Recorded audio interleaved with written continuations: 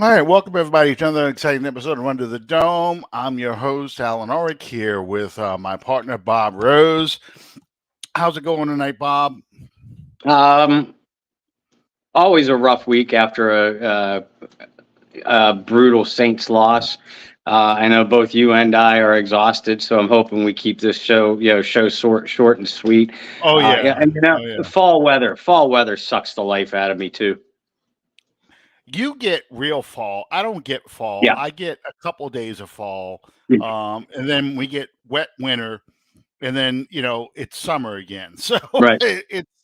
it's a little tougher. So anyway, so I didn't really get to see the game Sunday.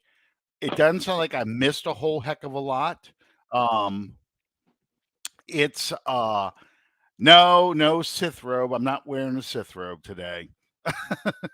That sucker was $140 Wow. to get. They have a Jedi robe and a Sith robe, and it's $140. It was $60 for the belt alone. Wow. I'm like, man, these dudes here, yeah, they are really getting you. I mean, just looking at the prices up, they had all kinds of lightsabers. You could build your own lightsaber. In case anybody didn't know, I went to Disney World instead of watching the Saints game. I figured if I was going to make my dreams come true, it was going to be in Orlando, not watching a Saints game. But anyway, it was. I was in the Galaxy's Edge portion, looking at all the Star Wars things. They had some cool stuff in there. I'm not going to lie, and I put a Sith robe on because you could. Come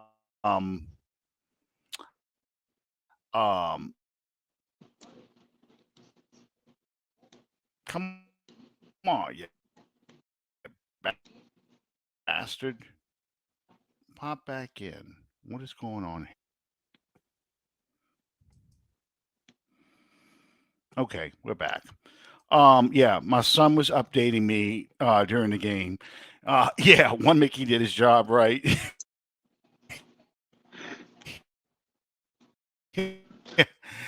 But they had a lot of cool Star Wars theme stuff. You could build your own lightsaber for like $200. And you could come on, man.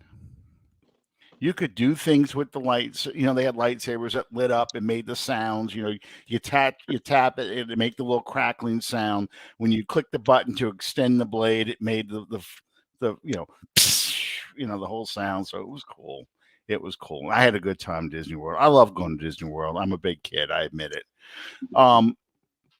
But yeah, my son was shooting us updated messages while we were in the Magic Kingdom. And I watched some of the low lights today. How would you? I mean, after the performance we saw last Sunday against the Patriots, and the Texans, they're a better team than the Patriots, but to me, they're not an elite team. They're a rebuilding team. They've got a good coach. They got some pieces in place, but it seemed like the Saints were their own worst enemy. Is that pretty much how this played out? I mean, I'm listening to the secondary give up big plays.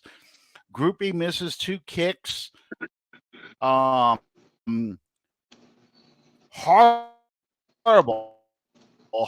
red zone performance. It's on this game.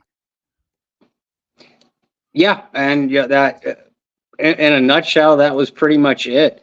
You and I both speculated that that the New England performance by New Orleans might have been more an aberration than what we were going to expect to see going forward.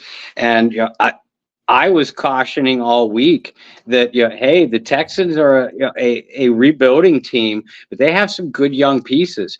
And whenever you play a team like that that's learning how to win, the worst thing you can do is allow them to stay in the game through the first 2 or 3 quarters. And that's exactly what New Orleans did. allowed Houston to stay in the game, and they did so defensively with coverage breakdowns, not being able to stop the run on the edge against Devin Singletary, and generating zero pressure on C.J. Stroud through the first two quarters. And then offensively, they were in a shell. New Orleans was through most of the first half. When they finally came out of it and moved the ball very well in the second half, idiotic, and that's the only word that I can use that's PG-ish. Idiotic play calling, lazy ass execution by certain players in particular, in the red zone. And I mean, if you're Blake Grupe, okay, one missed 52, 53 yarder. I think it was 50 plus. Okay, those aren't easy kicks to make, folks, but a 29-yard field goal indoors, you make. Mm-hmm. And if he does make that, that might have changed some of the, some of the red zone, not play calling, but strategy later in the game, because a couple more field goals and all of a sudden you pull ahead. Now you need a touchdown and you're in desperation time. And when you have a clueless play caller like Pete Carmichael, you're hopelessly doomed. And I don't know about the rest of Who Dat Nation. That's the feeling that I had through the entire fourth quarter. Hopelessly doomed. I wasn't even pissed by the time that third and fourth drive fizzled out inside the 15-yard line. It was what I expected. It was what I've come to expect from Pete Carmichael and Dennis Allen, period. It seemed like the defense made the adjustments in the second half, because it was 17-7 at halftime. And in the second half, they kind of figured out what they like to do and took that away to keep the offense in the game. They only scored a field goal the rest of the game. The problem was the Saints, of course, didn't score anything in the second half of the game. Oh, they kicked a field goal. I'm sorry, kicked 2 field goals. They had missed 2 others. It was almost like one of those games that, okay, if Grupe makes his 2 kicks, then they're kicking a field goal at the end of the game, trying to win this game 19-17, and that's not winning football. Nope. The frustrating thing, or if I had a turning point in this game to kind of describe how this game unfolded without watching it, it seemed to be the interception that Zach Bond got and immediately fumbled, giving the Texans the ball right back, which they scored on that drive. They scored a touchdown on that drive. Yep. If the Saints turn that turnover into points and they score the first points, a rebuilding team like the Texans, I'm not saying they're going to fold 10, but they're going to struggle a lot more. There's going to be a lot more pressure to limit C.J. Stroud's throws. There's going to be a lot more pressure for them to try and play a field position game and let our defense somehow win the game for us. Kind of like what Dennis Allen wants to do. And you're not getting the turnovers. Your secondary played absolutely abysmal. If you're Marshawn Lattimore and you're supposed to be an elite cornerback, how do you let a nondescript nobody receiver get big plays on you? How, and it's all of them. It's not just Lattimore, but I'm calling out Lattimore because he is supposed to be an elite cornerback in the NFL. But this has been his label throughout his career with the Saints. You play elite against elite receivers, but when you go against nobodies, you tend to slack off and not play as hard. And that's unacceptable, because those are the kind of people, those are the kind of teams you're supposed to shut down and not give them any hope. I saw this, and it seems to be Alvin Kamara and Demario Davis both addressed the team at the end of in the locker room at the end of the game. And one of the things that was said, I believe, was I'm trying to find the exact quote here. Hang on here. I want to get this right. But it's basically Kamara talking about being a professional and preparing themselves every week for a game. Hang on here. I had it a second ago. Yeah, here it is. He said the Saints linebacker stood before the team, spoke about how much he puts into preparing for each game. He didn't specifically call anyone out, and neither this is talking about Demario Davis. He didn't specifically call anyone out, and neither did Kamara when amplifying the message, but the subtext was obvious. I don't know what anyone else but me is doing preparation-wise, Kamara said, but to play this game at the level we want to play it, it takes a lot of sacrifice. And I know personally, I sacrifice a lot. Family time, personal time. During this time, you can't do everything you want to do. It's a lot of sacrifice that goes into it. And to not be able to reap the reward of preparation, it's annoying. I don't like it. It's not a fun feeling.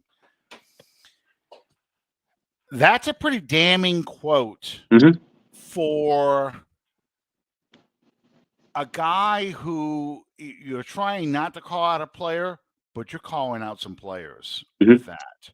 You're insinuating that these guys are not preparing themselves each week. Now, I know the anti-Dennis Allen people are going to say, hey, that's on the coaches to get these guys motivated.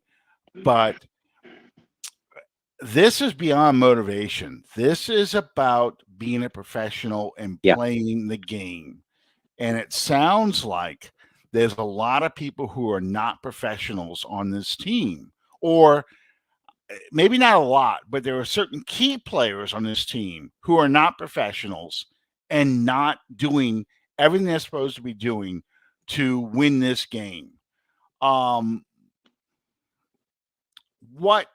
Who do you think he's talking about? I have my idea. Who do you think he's talking about? I actually have a list, but it starts with wide receiver Chris Olave. I also believe that it extends to maybe a defender such as Tyrann Mathieu, making a lot of business decisions. When it comes to tackling, you mentioned Marshawn Lattimore. Unless he's playing a big name receiver, he doesn't seem to care. You could point to a couple offensive linemen who are making the same mistakes over and over and over again. First round pick, second round pick, highly touted players, that have played at a high level before. I would say you and I could sit down and probably name 8 to 10 players that he was specifically talking about like that. But my list begins with Chris Olave. Yeah, and that leads to my Michael Thomas quote. He didn't say Chris Olave, but he said Michael Thomas made it a point after the game to specify that the issues Sunday didn't have anything to do with play calling. He said it was about players not executing, and that was a message throughout the room after the game. Excuse me, there's a big block right in the way, but it says a blue opportunity after opportunity, and the offense couldn't score 20 points yet again. That's a massive issue. The quote he had in there, and that was I think it was on Instagram, was, "It ain't the coaches, it's us." Now we have, and justifiably so, we have gone after Dennis Allen and Pete Carmichael and Doug Marrone and every coach, the usual suspects on the coaching staff. But it also sounds like even the coaching staff is telling you all the good plays to run. And let's just say Pete Carmichael calls a perfect game with the perfect plays in every situation. If the players are kind of half-assing their way through routes, or they're not blocking worth a damn, it doesn't matter what you call, it's not going to work. So it's a twofer, and it's a horrible twofer. I've got the 2011 season going on behind me right now, the Saints against the Jaguars, and that is a team playing above its head, and they haven't even hit the stride yet. This is early in the season when they're playing Jacksonville. They hit their stride about midway through the season. But that is a team that is, even the defense, and we all know Greg. I can't believe I just drew Greg Williams. Yeah, Greg Williams Didn't call a great defense. They are still playing at an elite level, executing that defense, covering up for some of the coverage calls that he was making with that team. Here we've got not a great offense system being called, coupled with guys who aren't playing their way through just to try and make these plays work. And we also saw during the game that Derek Carr got frustrated and started screaming at Pete Carmichael on the sideline about the plays that he ran. He called out there, not setting Derek Carr up for success. So how do you even begin to untie this knot that this team has worked themselves into? Alan, I'm not sure you do, and I certainly don't know where. I think where it starts is definitely the leadership in that locker room, the players that have the most respected voices in the huddle, the Michael Thomases, the Alvin Kamaras. I'm hoping Derek Carr, is going after these guys privately. It doesn't have to be publicly, but at least privately. Demario Davis, Cam Jordan, who has been conspicuously quiet too, by the way. Guys like that. It has to start with them, but their message has to carry to the Olaves, to the Shaheeds, to the Alontae Taylors. It has to carry to them first, because they're the next generation, for lack of a better term. They're the next wave of the New Orleans Saints. So what you're seeing from these guys, effort and execution wise, we know they have talent. We've seen that on display. But what we're seeing, effort and execution wise, right now, it ain't cutting it. And I think it was you, Anna, that commented that this team doesn't seem motivated right now. And I know that I agree with you, Anna. But to Alan's point that he made earlier, as far as it's not the coach's job to motivate professional athletes. It's their job to motivate themselves and to motivate each other, because and I don't like this terminology, yet as an athlete, former athlete myself, I use it. You're going to war with these guys. You're going into battle with these guys. So they're the ones that have to be motivated. Bill Parcells used to say, these are NFL players. If I have to motivate them, they need to get on with their life's work. We are seeing a very unmotivated team, a lazy team. That obviously the cracks are showing, the frustration is showing, and once that starts to happen, I mentioned it a week or two ago, that it feels to me like Dennis Allen, the man, quote unquote, in charge, is starting to lose this team.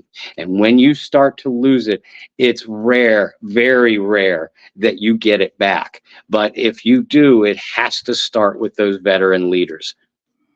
Yeah, I think honestly, and I'm going to go into this further too, but I think honestly that was part of the motivation behind benching Trevor Penning this week, was maybe they felt like that Trevor Penning wasn't playing up to his potential and was not being a professional, and they wanted to get his attention, so they were going to sit his ass down to get him to refocus and do what we expect you to do as an offensive lineman. And of course, Hurst gets hurt in the first 3 plays, so then Penning has to go right back out there again.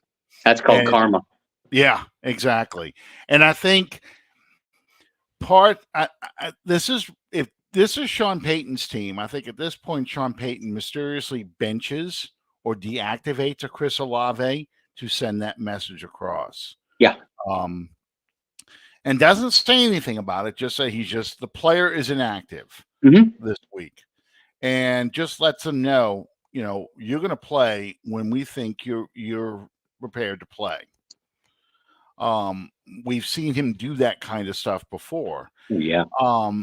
This is a critical game on a short week, because you go 3-4 at this point, it's a good way to lose control of this team. Somebody asked, Drew asked, what's the news on Trevor Lawrence? I know he's dealing with a knee injury.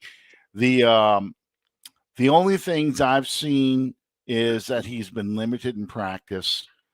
I'll be honest with you, and I could be terribly wrong on this, but I'll be honest with you. I don't expect Trevor Lawrence to play this week. Really? And here's why. Sitting Mark Ingram did work. He did sit Mark Ingram for fumble issues.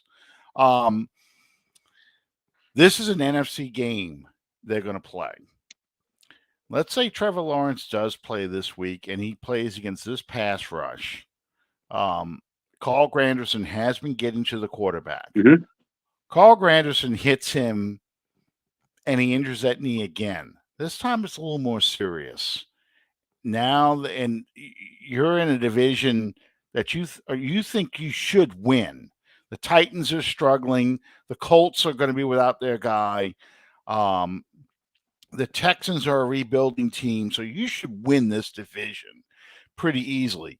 You lose Trevor Lawrence for several weeks. Suddenly now the Texans have a good shot of winning that division because you may have a couple of games that you're not going to be able to play. But if you sit Lawrence down, you get a mini bye because it's a 10-day window. He would have to really show that he's not showing any kind of effects from this knee injury for me to think that he's going to play this week. Like I said, I could be totally wrong, but I'm just thinking like Doug Peterson is thinking. This is a long season. This is an NFC team. We lose this game. It's not a killer because it's an NFC team. It doesn't really hurt us in the standings in the AFC for tiebreakers. I still want to win this division. I want to save my guys that are kind of nicked up, and let's use this as a mini buy and kind of get these guys back to get my team rolling. The Saints are a struggling team too. You know, this is why I have my number 2 quarterback. I'm gonna try and I might play him instead. That's just my thought process. I'm watching injury report though. Limited practice is different from did not practice. Yeah. If I saw did not practice, I probably would feel more likely he's not going to play. But tomorrow's their travel day. I mean, because they're coming here. So you're talking only 2 days worth of practice after a game on Sunday. That's just my feeling about that. You know, and Jordy Hallberg asked me this question earlier, and I instantly fired out that I expected Trevor Lawrence to play because they were going to get the extra day's rest. But you bring up some interesting points, and you know, folks, if you're curious, it's Trevor Lawrence's left knee, so that's his plant leg. That's for a quarterback, that's a lot more vulnerable when you are facing a pass rush. And you couple that with the fact that the Jaguars have an excellent pair of tackles, but they might be without both of their guards too coming into this. And the Saints defensive tackles too have been still playing pretty well. So the points you bring up about not playing Trevor Lawrence, they're valid. You actually almost have me talked into it. I think it'll be a situation that they'll probably work Trevor's knee out on dropbacks and plants during pregame. But they have confidence in CJ Beathard too. CJ Beathard started some games. He's only 2-10 as a starter. But he's also a very mobile quarterback. So if Doug Peterson's smart, and I think Doug Peterson is a smart guy, that mobile quarterbacks give Dennis Allen teams trouble. That teams have been able to run on the Saints lately, outside the tackles, and that's what Trevor Etienne does best. So I mean, you now have me on the fence of whether Mr. Lawrence plays or not. Yeah, because I'm just looking at the schedule here. The schedule's got, after the Thursday night game, they go to the Steelers on October 29th. Then they play, they host the 49ers, host Tennessee, host Houston, host Cincinnati. So you've got, 4 straight home games after that, all AFC teams.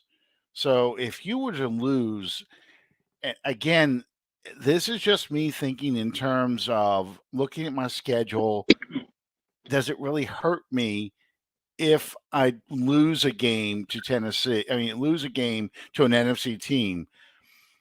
I've got to have a healthy quarterback to play these teams: Steelers, 49ers, Jaguars, Texans, Bengals. I mean, because that's some tough games. That's a tough slate of games coming up. I would rather use Beathard and run Travis Etienne and let Beathard take his shots with the Falcons quarterback who's suspended. I can't think of his name right now. Ridley. Kyle Ridley. Take my shots with Ridley, but feel like I could probably win this game with a guy like Beathard. Well, you're playing a Saints team that has failed to score 21 more than 21 points in 13 of their last 15 games. So if you feel like your defense can get to them and hold them, to just a couple scores or less, you bring up another great point. Mm-hmm. Yeah, it's one of those things. I just feel like he's a guy. This is a game in Jacksonville's mind that's not as important. It's still a win. You've got to get the win. Yes, Kirk Merritt's the other. Not Kirk Merritt. What am I thinking?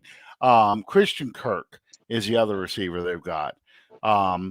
You've got to assume that Lattimore's probably going to be locked up on Ridley, so Adebo's going to be locked up on Christian Kirk. So, I'm just thinking in terms of they could probably feel like they could win with a CJ Beathard as opposed to risking an injured Trevor Lawrence that could get hurt even more. But I'm not watching him in practice, so I don't know if he is showing effects of the knee injury in practice either. That's going to be the ultimately determining factor. I think they're going to keep it a guess all the way up to game time and see how that knee responds when they warm up to play the game. So that's just my feeling on Trevor Lawrence.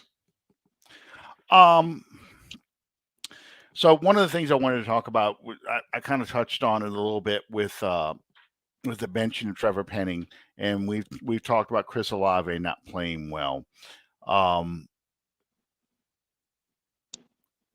If these guys end up not working out, and let's just say Chris Olave, I think it's a maturity issue, but let's say Chris Olave does turn out to be a prima donna and only likes to turn it on when he feels like he's the focus of the offense and wants to be on a team where he is the focus of the offense.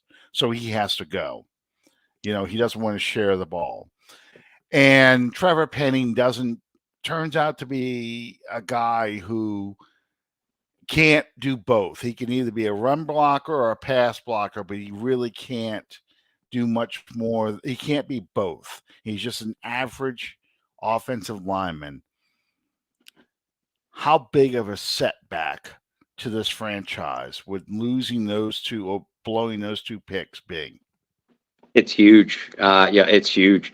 You can probably survive if you hit big on one of them, but if you miss big on both of them, and I mean, either bust potential or guys that you have to trade away because they just become disruptive to your locker room chemistry.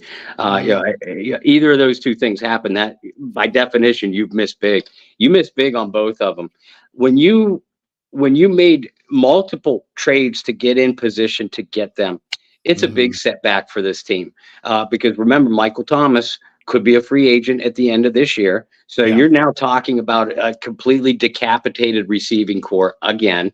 You're talking about an offensive line that you're almost definitely going to move on from from Andrus Peat next off season.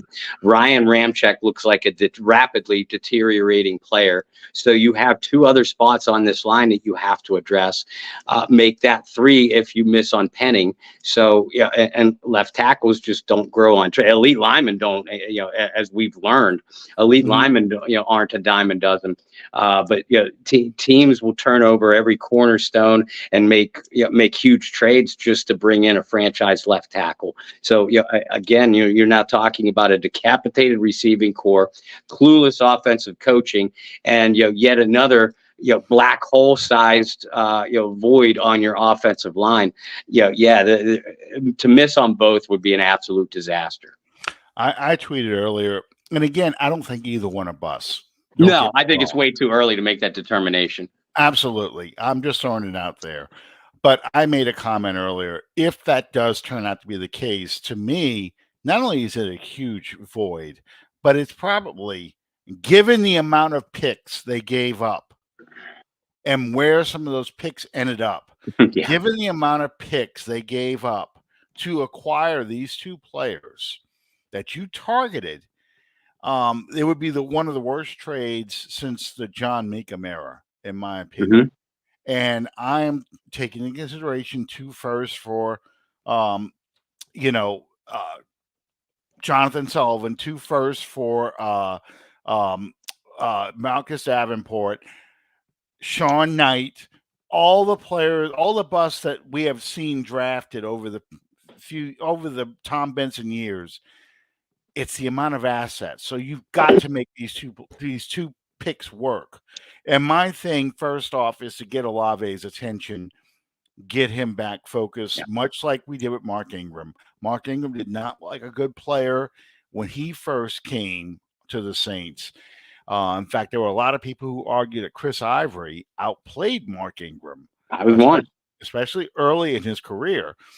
Then Ingram kind of got, the light came on. He kind of got his stuff together. He's now the all-time leading rusher. I think with Penning, if Penning is not a left tackle, it doesn't work at left tackle because he's having trouble with speed rushes on the edge.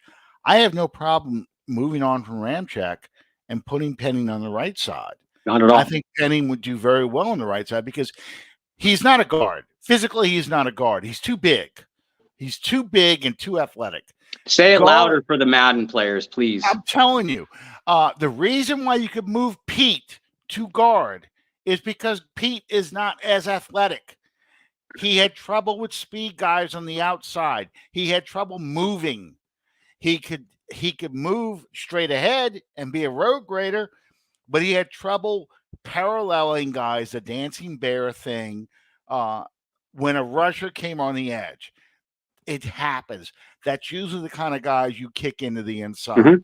Guys with short arms, guys who work well in enclosed spaces because that's what you're doing as a guard. You're working in an enclosed space. The Saints move their guards a lot because you've seen it. I've seen it.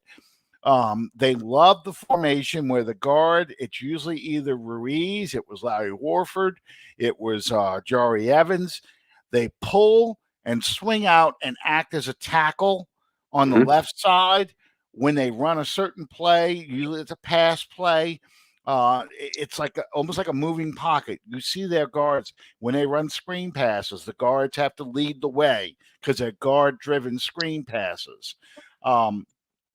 So they like having their guards that are mobile, but that's different from a guard playing a tackle. Yeah, and I really feel like if Penning doesn't work on the left side, you put him on the right side, and he'll be fine on the right side because he's not going against the best pass rusher, and he can play. He can be physical with those guys on the edge.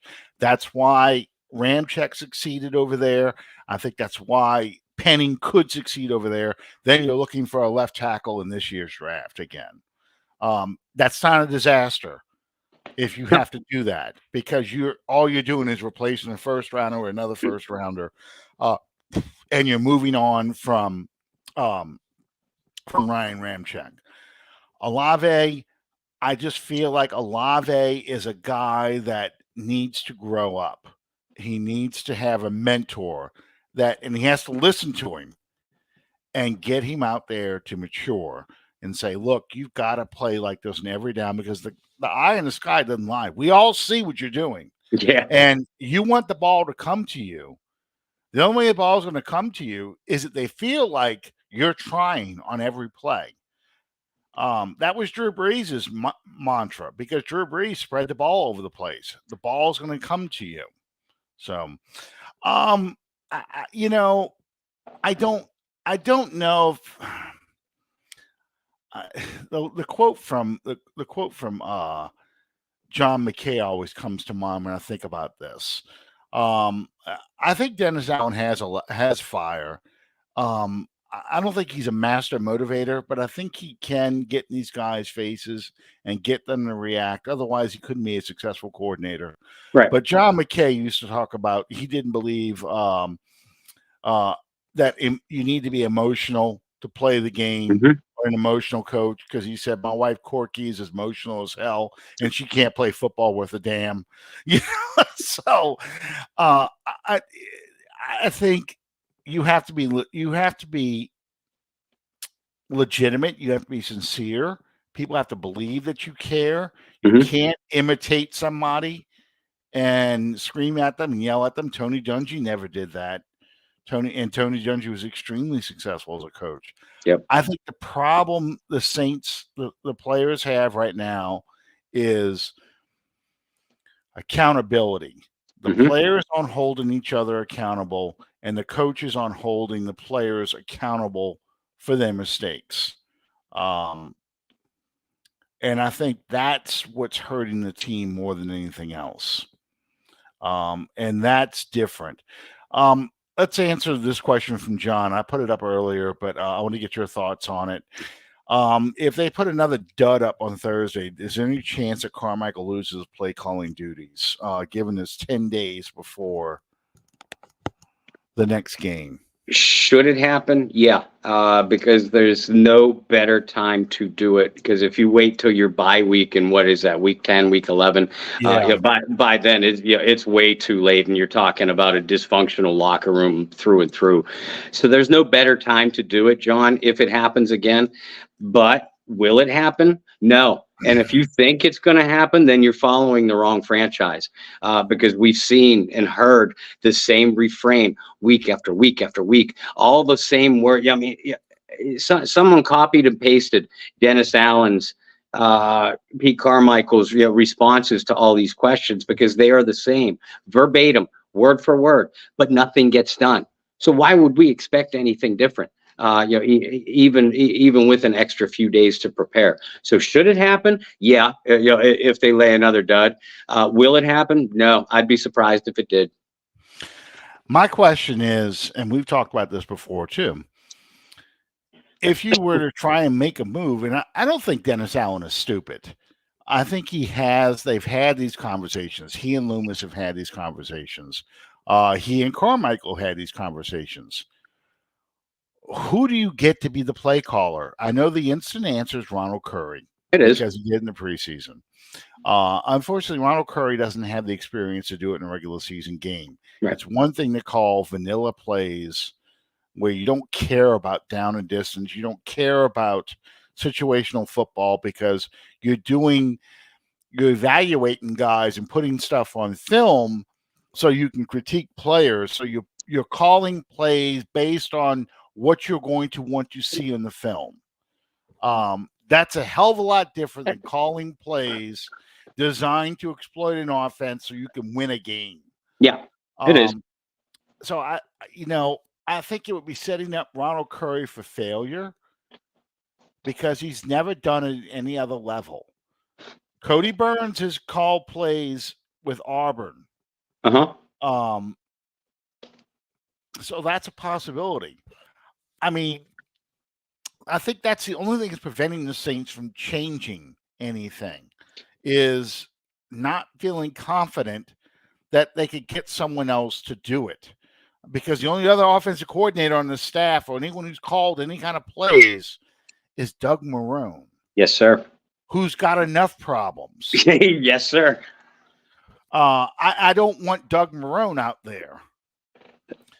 No, neither do I. And I think I think logically you would turn it over to either Ronald Curry or Cody Burns, and we know they love Cody Burns. We know they love Ronald Curry, and I do too. I like both of those guys a lot. I would say if you lose to Jacksonville on Thursday, now if you lose in one of those instant classic type of games where you're just a heavyweight, Ali versus Frazier type of heavyweight battle, and it's just okay, one of these teams has to lose, then okay, I think you could take some momentum out of that. But if you lose the way you've lost to Tampa Bay, Houston, Green Bay, then at that point, I think if you're Dennis Allen and I think if you're Mickey Loomis, hey, we don't know if Curry or Cody are going to be any better at play calling, but we have to make a move now. Otherwise, we are going to lose what's left of this locker room. And I think that's all there is to it. So I still think you make that move. You don't fire Pete outright. I don't think anybody was anybody that's thinking rationally would have to realize that's not a solution. You keep Pete around to kind of help the play caller along, help design the offense during the course of the week. But I mean, really, how much worse could it get? Yeah, no, I get it. And, I saw the final 4 plays of the game, and they were horrible play calls. And, that's part of why I think that Carr was so frustrated on Sunday and screaming like he was. And, for some reason, people want to put a lot of this on Carr. I don't put any of this on Carr. I think Carr is playing about as well as he really can in this situation. Some people are like, okay, that's not good enough. If he's playing as well as he can, it's still not good enough. I honestly don't believe any quarterback could function well in this system. Just because the plays are not setting Carr up for success. And that's a huge thing, because if the plays are not setting you up for success, it's so much harder to win. You're asking Carr to make such difficult throws instead of giving him easy throws, easy reads, easy plays for him to be successful. So that's what somebody's saying here. Drew Bree is here saying, put Chucky in a boot to call plays. I don't know. And I posted this on Twitter too. I don't know if the league is blackball Gruden and saying, no one hire this man. You can talk to him and stuff like that, but you cannot have him on your staff. I don't know what it's going to take. Yeah. But that's what that's what I'm doing. In the 10 days here, I'm bringing Gruden in as an advisor, passing game coordinator, whatever the hell you want to call it. Just get him to be the gameplay caller, because he can sit there with the sheet and he has a better gut feel for situational football than Carmichael apparently has. Yeah. And he can be involved in the design of the play. Now, I'm not saying Gruden is the answer either. Gruden's offense has had problems too. Oh, yeah. It's not like he is at Peyton's level of play calling, but he's got a better feel for this offense than Carmichael does. And then we go back to the other thing that Carmichael said today. Or was it yet? Yeah, it was today. We're trying to do too much. Maybe we need to simplify things. It's not that you're trying to do too much. If anything, he is like the kid who plays Madden, and there are 10 plays that he really likes. And he calls them over and over and over again in different order, but he's basically calling those 10 plays. Mhm. And they work a lot. And then the computer figures out, or whoever you're playing figures out what you're doing. And next thing you know, nothing works anymore. And he doesn't know what to do at that point, other than to keep calling the same plays over and over again, maybe thinking this time it'll work. I'll go you one further. I'm comparing it to not even Tecmo Super Bowl, the original Tecmo Bowl, where they had you had 2 running plays and 2 passing plays to choose from on every offense. That's thank you, Jeffrey. Gee, I wonder where that came from. You, my friend. But that's Pete Carmichael's offense.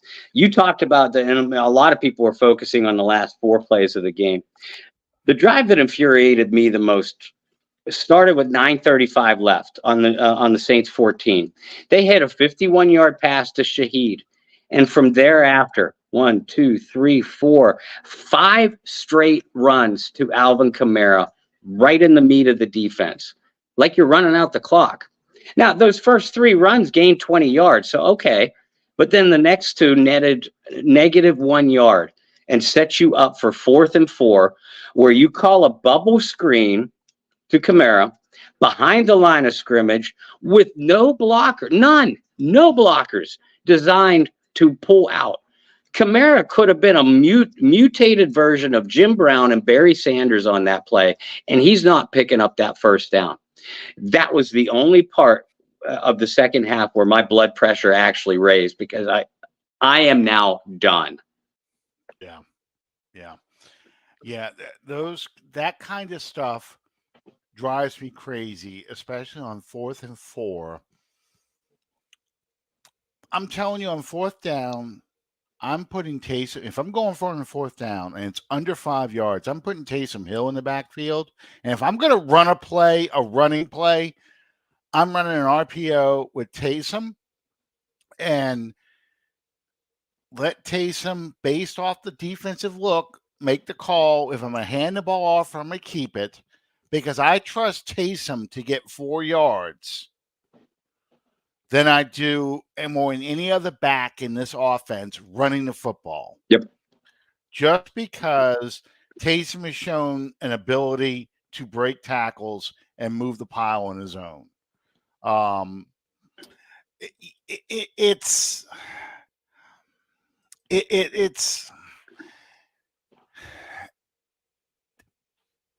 It's like this is what keeps coming to mind. It's like Bullwinkle with the hat. Hey, Rocky, watch me pull this rabbit out of my hat again. And then he reaches in and he never pulls a rabbit out the hat. It's a tiger. It's a rhino. It's whatever. It's never the rabbit out of the hat. And you're not going to pull a rabbit out of your hat by running Alvin Kamara up the middle. You can run Taysom Hill up the middle. You can maybe run Kendre Miller up the middle, but you really don't have that kind of back. No. I don't know what you're thinking. Yeah. That trick never works. You're right. I'm glad somebody else saw Bullwinkle other than me. Yeah, and Taysom Hill may throw. And you do run some plays. I would accept a 4th down Taysom Hill pass if the pass is there over a throw to a bubble screen or a quick pass to the flat, a slant to Michael Thomas, the slant boy, I mean, and the funny thing is they ran it earlier and it worked. Pete Carmichael in the second half of the last 3 games forgot Michael Thomas was on the roster. In the second half last week, he forgot Kendre Miller was on the roster. They don't use the middle of the field, not with Michael Thomas, not with Jimmy Graham. I mean, it's not like Jimmy Graham was ever a basketball player that translated those basketball skills over to the football field, probably better than anybody in history with the possible exception of Antonio Gates. You don't use that. You don't run Kamara on wheel routes out of the backfield where he gets out past the line of scrimmage and he has that option, take it downfield or cut it to the middle. I mean, that's patented Kamara. Him and Breeze made a living off of that. You don't see that play anymore from Alvin Kamara. So you do have Juwan Johnson. Juwan Johnson is being out, you'd think would hurt the team, but they weren't throwing to Juwan Johnson when he was in. And you still have options, physical options to use in the middle of a defense. They just aren't using them. I got into a 2-day argument with somebody on Twitter about Sean Payton's play calling, and he was very critical of Sean Payton's play calling, saying he was never a good play caller. And it was all Drew Brees, and that Drew Brees was the one that made it all work. And you could see that's why the Broncos are struggling. And I'm like, okay, it's, holy leap of logic. First off, Sean Payton got 9 wins out of a team that should have won about 4 games his last year here. I mean, you're telling me that you're playing the likes of, and I'm going to throw Taysom in it, but you're playing Jameis Winston, Trevor Siemian, Taysom Hill, Ian Book, with nondescript receivers, all undrafted guys, and Traquan Smith. Yeah. And he still had a feel for what these guys like to do and set these people up for success. It was up to the players to execute, but he still set these players up for success. Not to mention injuries in the offensive line, and everything else. And the retort was always, well, they sucked in the playoffs. Okay. If they sucked in the playoffs. You're right. They've lost a lot of playoff games. But the last time I looked, it wasn't the offense and Sean Payton bouncing off of Marshawn Lynch in the Beastquake. It wasn't Sean Payton who called cover 0 in the final minutes of a 49ers game that you took the damn lead twice on plays. It wasn't Sean Payton who ran it in for a touchdown when you think he should have taken a knee and run the clock out, which that would have been a dumb thing to do anyway because there was too much time left. You needed to score. Your defense just needs one hold. But don't get me started in the 2011 game because I still get mad about that. Same. But it wasn't Sean Payton who ducked his head when Stephon Diggs caught the ball and whiffed on the tackle, but took up my other guy so Diggs can run into the end zone. It wasn't Sean Payton who didn't throw the flag. In fact, Sean Payton was the guy who called the play that the cornerback knew he had gotten beaten so badly and was going to give up a touchdown. He had no choice but to interfere to prevent a touchdown, hopefully limit it to a 4-point play, 4-point penalty, essentially. And it wasn't Sean Payton who forgot how to friggin' block against Minnesota. So, I mean, you cannot blame him for the playoff losses. Sean Payton didn't drop the touchdown pass in the end zone against the Rams in 2018 that Dan Arnold dropped. In fact, that was a great play. Yeah. And a perfectly thrown pass. He just didn't hold on to it. I mean, it's to blame Payton for those kind of losses is absurd because how the hell do you think they got there in the first place? Mm-hmm.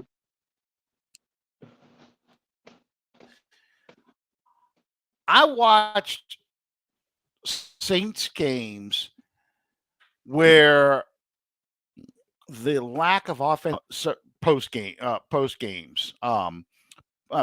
games. You look at the Jim Mora losses. When you're watching a 36-point fourth quarter or 26-point fourth quarter against the Eagles in '92, You watch Bobby Hebert completely fall apart against the Falcons the year before. You know, that's bad offense. That's bad play calling. Okay. Yep. That's bad creative design because you're trying to rely on your defense to sit on the lead. When you lose to the 49ers as much as we did during the Mora years, it's because the offense couldn't move the ball enough to win these ball games. It drove me crazy. It drove me, and it became a 2-day argument over this thing. And it's not to say Peyton was a perfect play caller. He was a hell of a lot better than any other play call this team's ever had. You know, Jim Everett, we're talking about Jim Everett's picture in the background there, his jersey back there. Jim Everett laughed at Danny Abramowitz's offense when he came in and started introducing it. Jim Everett came from the Ernie Zampese, that's Air Coryell's offense. Ernie Zampese was an assistant with Don Coryell, so he knew that offense very well. That offense won Super Bowls for the Cowboys under Jimmy Johnson because Norv Turner was an Ernie Zampese disciple. So Jim Everett's looking at Danny Abramowitz running a watered-down version of Tom Landry's and the Chicago Bears offense from the late 70s, early 80s that Mike Ditka had learned as a special teams coach of the Dallas Cowboys. And Everett laughed at it and said, you cannot be serious. In the 1990s, late 90s, you want to run that offense. So teams had figured that out decades ago, how to stop that kind of offense. And this is what you're going to try and run? Get me the hell out of here. I'm out. I'm not doing this. I'm not going to humiliate myself running square outs and things like that. You can't do that. Not anymore. Defenses are too advanced, too organized, that's like running. And I laughed. What was it? What game was this? It was a Packers game. The first possession, the Packers tried to run the old Baltimore Colts throwback play from Super Bowl III. Yeah. Remember where Jordan Love, they toss it out and they throw it back to Love, and he's supposed to throw it down the field. Johnny Orr was all in the background all the way by himself in Super Bowl III. I mean, that's how old that offense they were trying to run under Danny Abramowitz. So, yeah, it burns me up when I hear that kind of stuff. People trying to make that comparison. So, what would it take? And this is just, I know you're going to give me the same answer, but basically, if Dennis Allen feels like he's going to lose his job, is that what it would take for him to make a change on play callers? Clearly, yes. Which is why I've told people that this issue not only goes past Pete Carmichael, Dennis Allen, front office, not only front office but ownership. Because Dennis Allen clearly doesn't have the guts to make a move here. Guts or intelligence or combination of the two. So, if you're Mickey Loomis, if you're Mrs. Benson, you have to now show that you want to be a winning organization going forward. And maybe maybe changing play callers doesn't save your season this year, but it could honestly save your locker room. Again, I'm convinced that Dennis Allen is not going to make this move no matter what happens during the season. It now lies on Mickey Loomis and Mrs. Benson to go to Dennis Allen and say, look, if you don't make this move in the middle of the season, then we're going to find someone who will make this move in your place. Get what I'm saying here? Yeah. Do you agree with that? I don't know if they would ever be that direct, unfortunately. Right. Because, we talk about Allen, but I think also the Saints organization in general is a very conservative organization. They prefer stability over. It's hard to call it this, but they prefer stability over, ready, fire, aim kind of decisions. Right.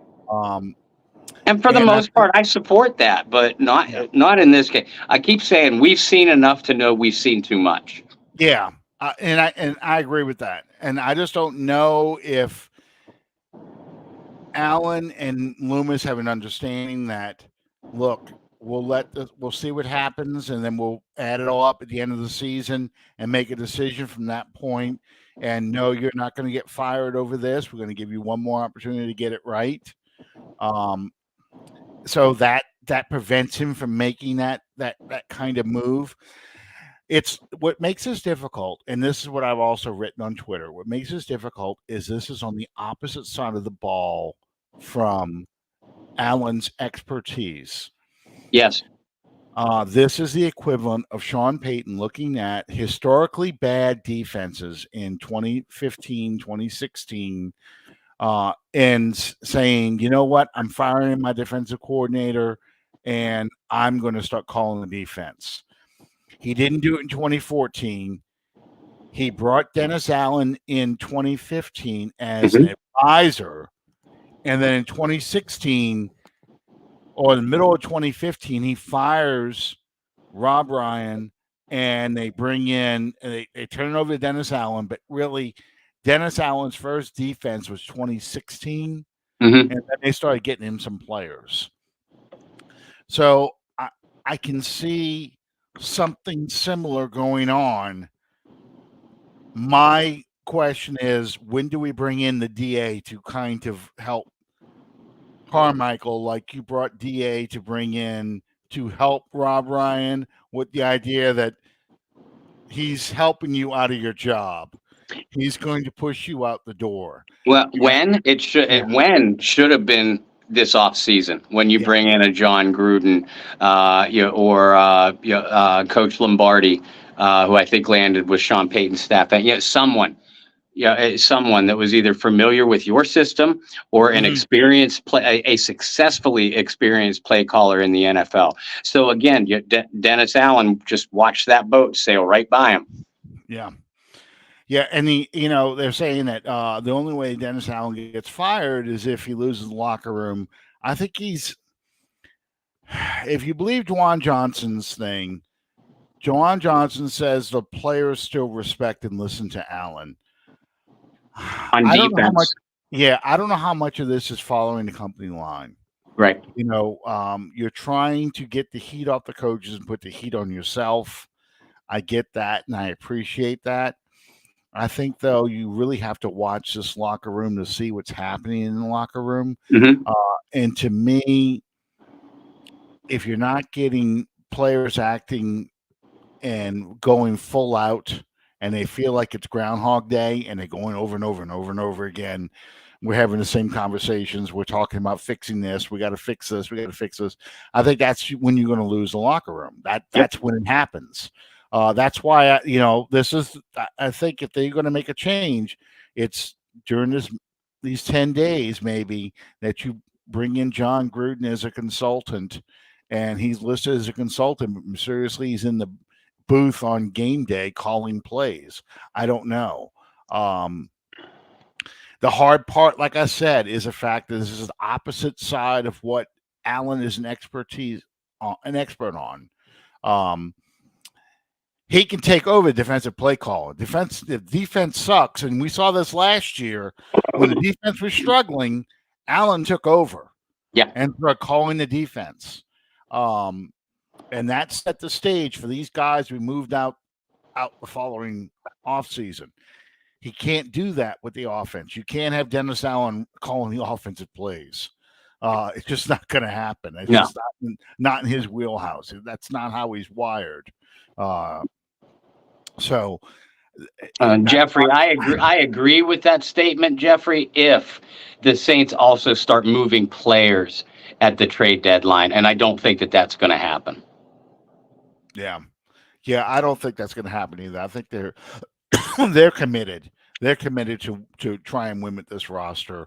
The only thing I could see them doing is if someone made an offensive lineman available in a trade market and they thought they were an Yeah. upgrade over the guys they got, I could see them making a move for an offensive lineman.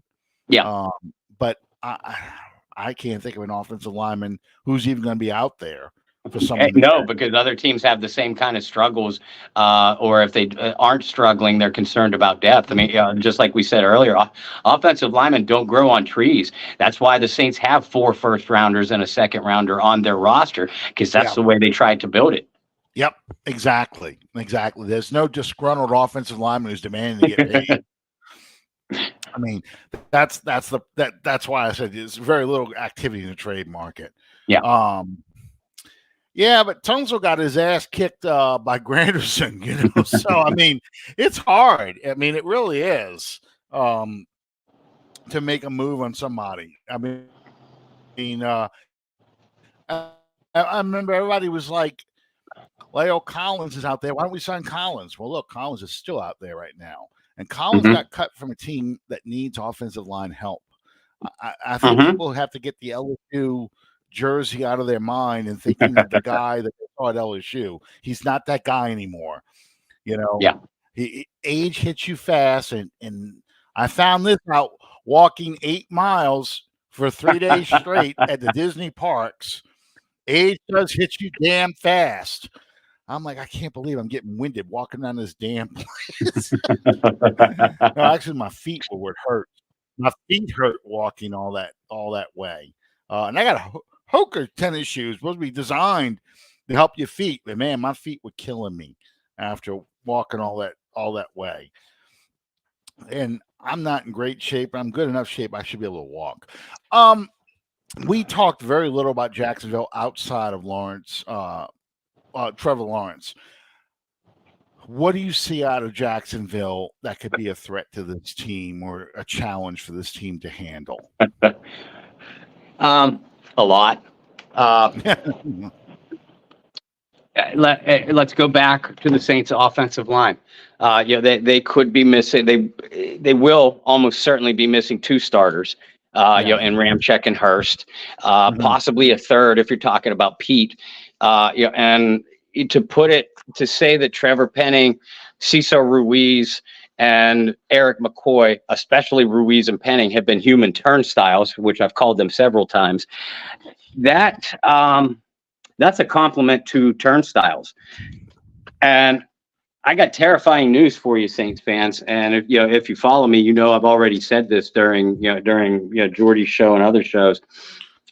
The Jacksonville Jaguars have 12 sacks this year. 11.5 of those have come from their edge rushers. Josh Allen, Kayvon Walker, and the kid Chison from LSU. I apologize if I said the name wrong. That should terrify not only Saints fans, but Derek Carr. I don't see how the I don't see how the New Orleans Saints are going to generate much of an offense against Jacksonville again. I mean, you got to be smart. You got to get the ball out of your hands quick. You got to rely on Kamara getting him outside the tackles and in space. You got to utilize Michael Thomas in the middle of the field, get the ball to Chris Olave and Rashid Shaheed in open space quickly. And the Saints just haven't done that. So I don't, Jacksonville ranks 31st against the pass, which tells me, and they're going to be without their own cornerback, Tyson Campbell, because of his injury. That tells me that if Jacksonville can't get the passer on the ground, they're going to give up passing yards. Well, do the Saints have a smart enough offensive system to get the ball into their playmakers? The answer so far has been a resounding no. So I don't see how New Orleans is going to generate any offense. The defense, if their heads are still in this season, the defense will probably keep them in the game. But Travis Etienne has more touches than any other player in the National Football League. Coach Peterson, unlike Coach Carmichael, knows how to use his playmakers. So you could expect a lot out of Etienne, this game. But Etienne is a more skilled runner, a more skilled player with the same skill set that gave them trouble in Devin Singletary, and even going all the way back to week one. And Tajay Spears got some nice gains against them. So that doesn't bode well for the Saints defensively. Now, Jacksonville, as we mentioned it towards the beginning of the show, they're beat up along the interior of the offensive line too. So that bodes pretty well for the New Orleans defensive tackles. But Lattimore, Alante, Paulson, Adebo, those guys better come to play, because Jacksonville has a trio of receivers that can make life a long day for that Saints defense. I see this being a potentially ugly game, especially if Trevor Lawrence can play. Yeah. I feel like the injuries on the offensive line, and it was bad enough already, means that you're going to be shifting a lot of people around. And that's not a good sign for an offensive line that has had no consistency whatsoever. Yeah. I don't know who's going to play right tackle. Ruiz finished the game last week. I don't know who's going to be your starting guard. Is it going to be Pete? Is it going to be, and Pete's fighting a groin injury? I just don't know. So that means even less use of the tight ends, which, people wondering why the tight ends aren't involved in the offense, because they've been going to 12 personnel and they've been blocking. So it's unless the defense can force a lot of turnovers in short fields, which they have not been able to do this season, it is going to be a tough game, a very tough game. Now, Jamal Williams has practiced, and he can come back off of IR this week. So there is the possibility they could run the ball a lot. I don't know how does Jacksonville do against the run? They're ranked third. Oh, great. Great. So, so that's what makes it even harder. You're not going to be able to run the ball. You have trouble throwing the ball. And the crowd could turn ugly real quick. Yeah. Because they've seen enough of this kind of offense. They don't care about, we don't have Drew Brees out there anymore. They want to see the ball in the air. They want to see lots of touchdowns. And we haven't seen any of that. So I don't know. I mean, this is the kind of game they should lose. And the most Saintsy thing ever will be they have a great game and they win. And we think it's all covered over for a week. Mm-hmm. I don't have a good feeling about this game. I didn't have a good feeling about the Houston game either, honestly. Coming off of a shutout, it was like, okay, you got to prove it. You got to do it again. I just didn't have the feeling they could do that again. So I don't know. They laid 2 eggs last year after shutting out the Raiders. Then they go against the Rams and light up the Rams. So, this is a yo-yo team. This is a team that lacks any kind of stability. This is very much like we have Jim Everett up there. We're very much like those Mora teams under Everett, where it was up, down, up, down. You never knew what you were going to get out of this. Yeah. So I warned this. Yeah, Jerry, I have that feeling too. I warned last when we were going through the schedule last summer. I said, you've got the Jacksonville game, which I said was going to be a hard game anyway. Mm-hmm. Colts, Bears, Vikings, bye. Okay. Then you play the Falcons. I said the next home game, the home slate games are Lions, Panthers, and Giants. I said the team, they had to feel like there was some stability to this offense, that this team was going in the right direction for those 3 home games, for the crowd to show up and be a factor in the games. I don't see that happening right now. I honestly don't. Even if they win they lose Jacksonville, but they win the next 3 games, Colts, Bears, and Vikings, which I don't have any confidence about them beating the Vikings.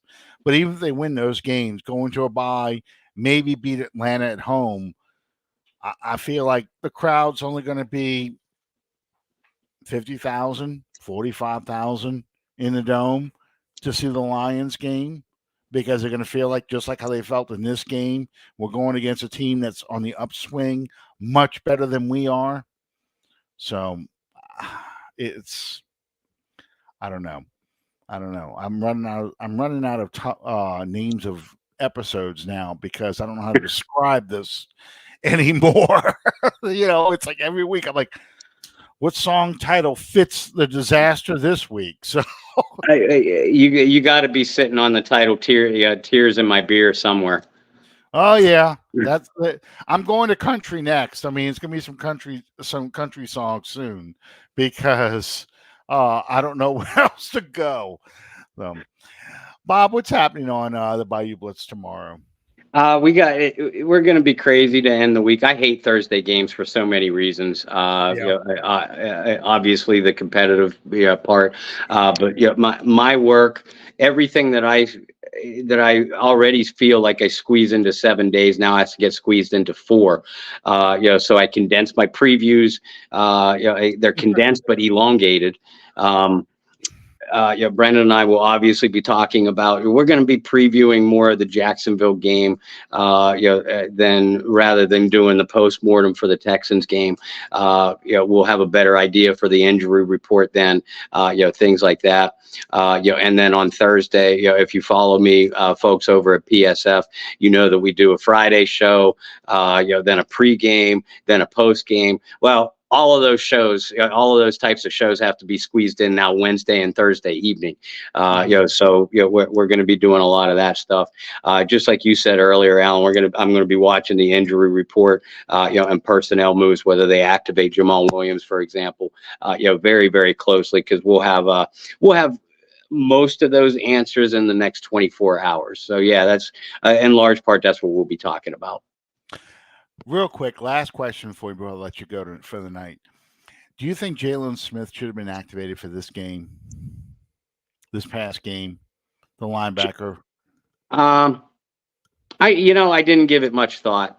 And I don't think I like Jalen Smith as a football player. Don't get me wrong. I'm not sure he would have made a big difference in the game.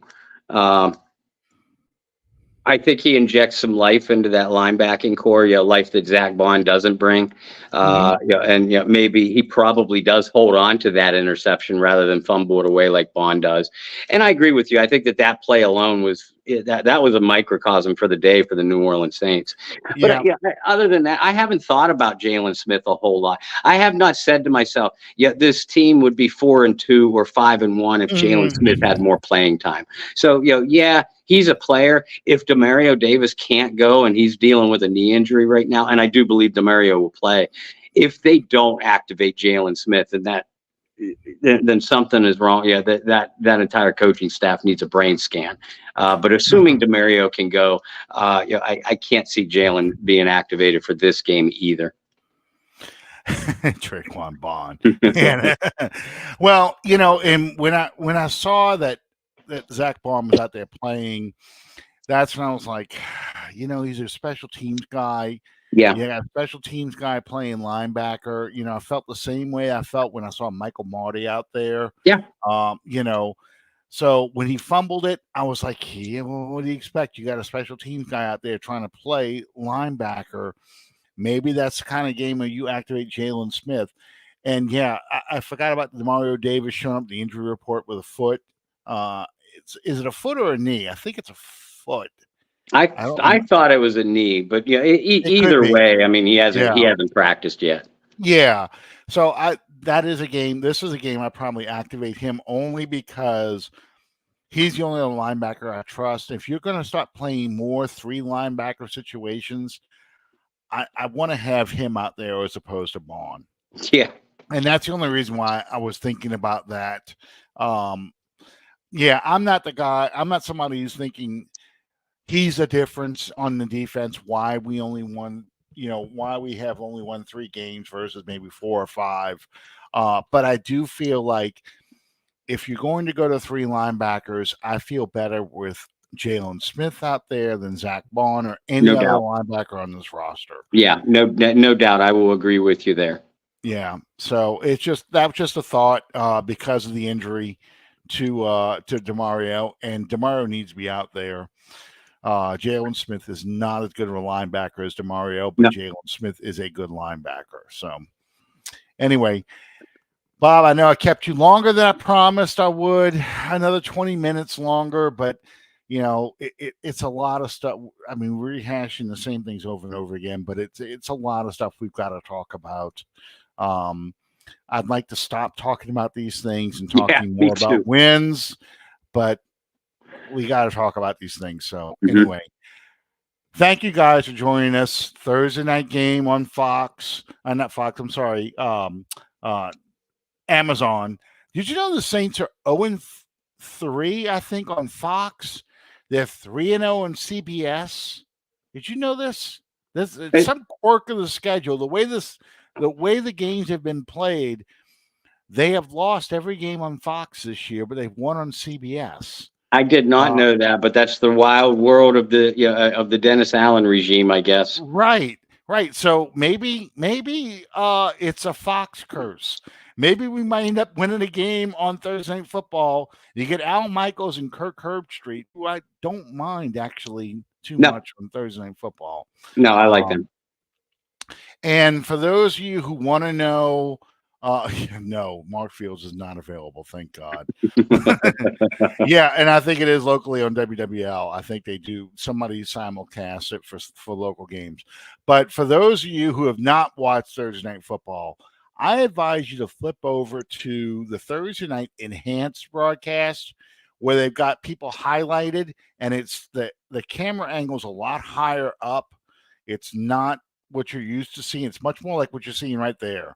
The above shot, and they circle all the players who are on the field, and you kind of see the routes forming and stuff like that. It's worth watching, especially if it's a bad game. Then you can really be critical of Pete Carmichael and his play calling. So, yeah, enjoy or try to enjoy. Anyway, thank you guys. I just want to throw that out there, but thank you guys for joining us. We'll see you next time under the dome. Good night, everybody.